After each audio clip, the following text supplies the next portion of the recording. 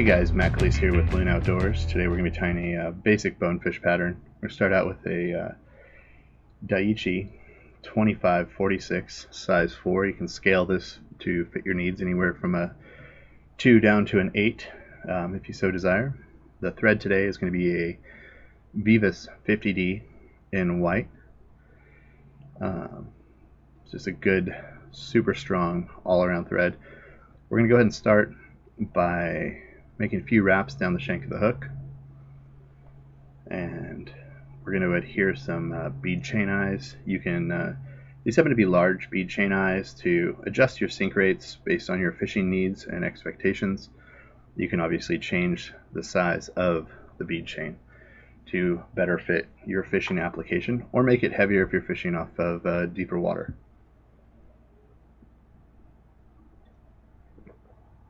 Real standard figure 8 works well here, and to get those eyes to hold in, and we'll continue to work down the back of the shank. And I do a back and forth just for security, and I'm also going to be starting with my materials creating a little bit thicker body. This is a tan colored craft fur, extra select by Hairline that I'll be using. And I trim off a modest chunk of it. It's probably about half a pencil.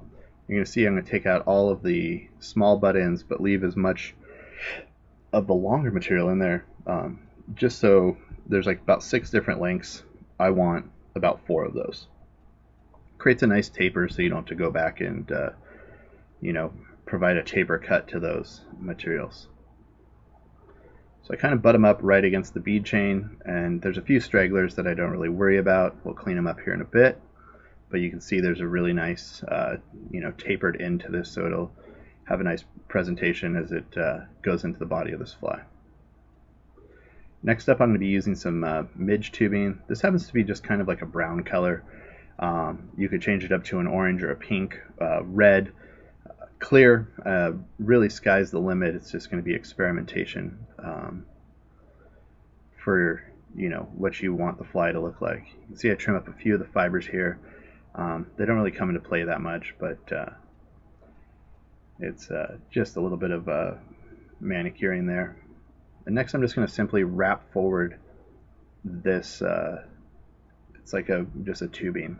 It comes in 3 different sizes. This just happens to be like the standard tubing.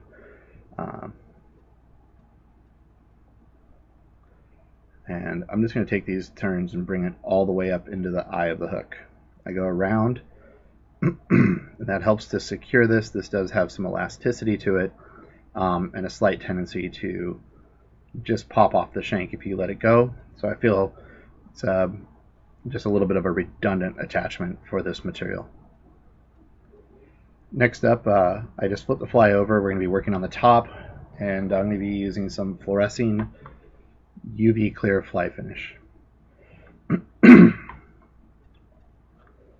And the fluorescing fly finish is in a flow viscosity, so it's really thin, and you notice I'm not putting a ton on.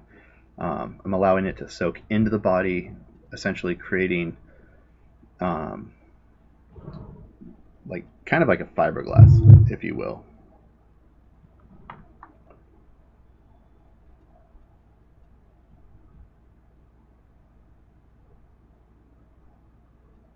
So we're going to go back to our tan craft fur, and that's going to be kind of the wing or the top of this fly, creating a carapace for this shrimp pattern. And again, I'll go through and we'll primp it out quite well. I do leave a little bit more fiber length in there. I don't quite take out all the layers, and you can see I'm in the background stacking the material right now.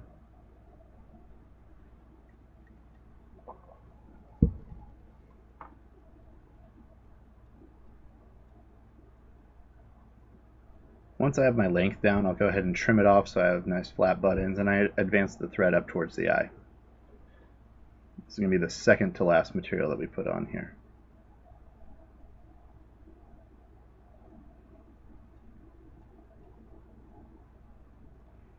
Right now, I'm just kind of facing the material, getting it to sit kind of where I want it to be, before I put in the final lash down points.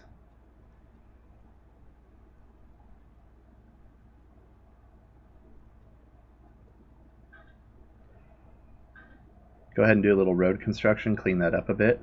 And this is all going to be covered by an epoxy head. So the little frazzly guys that are sticking out real minimally, I think it just actually strengthens it more than anything. Creates a really strong bond between the synthetic material and the UV resin. So next up are going to be some barred legs. These are Grizzly micro legs in fluorescent orange. It's a GML like 137. And this is just add a little bit of flash and pizzazz to this fly, brighten it up, and make the fish be able to see it.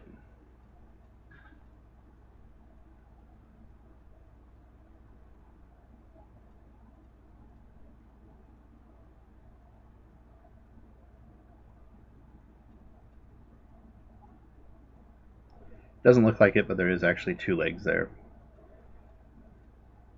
So you can see I kind of like wrap it around, like kind of half hitch it over the eye of the hook. Again, like I said, this is going to get covered with some fly paint at the end. And we'll just go ahead and trim to length once we know where we want them. And you guys can modify the leg length just to fit your needs. I'm going about an inch, inch and a half here. Just creates a nice little hot spot for that pattern. I'm going to go ahead and whip finish. It obviously looks pretty rough at this point, but once we put on like an egg sac, because technically the front of this fly is going to be traveling backwards much like a shrimp would with its tail, so it would have an egg sac in that spot.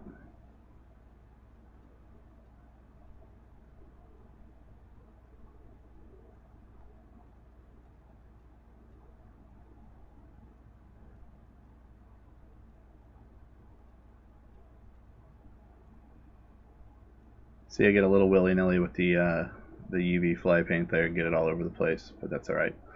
I'm going to go ahead and let this settle. It encapsulates our bead chain, holds all of our materials in, our legs are in, so the fly is going to have great durability. Technically, I mean, it does add a little bit of weight, so it is going to aid in the sink rate of this pattern. But once you go ahead and cure it up, you have this really nice hot spot that kind of will help you out on the flats. Anyways, manipulate this one for fun. Check it out, and thanks for watching.